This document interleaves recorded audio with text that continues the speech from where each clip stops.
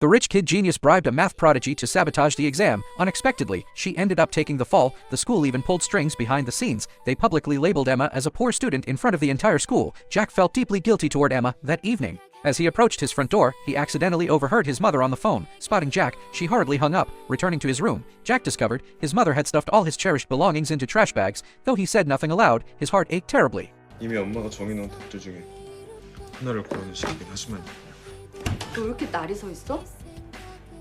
유나의 걔 때문에? 아니면 이거? 역시 엄마 다 알고 계셨네.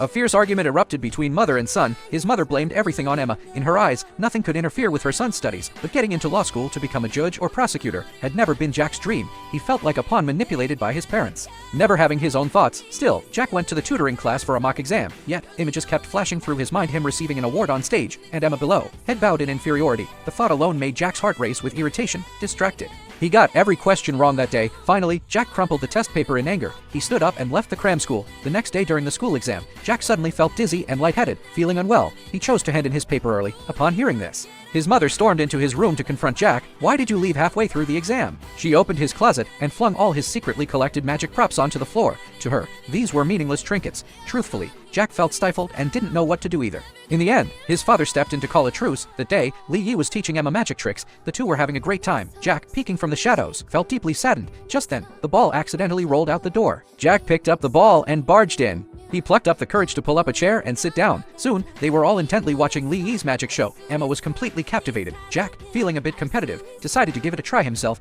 He ended up thoroughly impressed too. After Li Yi left, Jack tried to make Emma smile by performing the same flame trick he had seen, but he accidentally burned his hand. Emma bought burn ointment and gently applied it for him. The scene was incredibly heartwarming against the sunset. Then Emma tenderly put a band-aid on his finger. Jack immediately felt terribly embarrassed, and just like that, they were back to being best friends.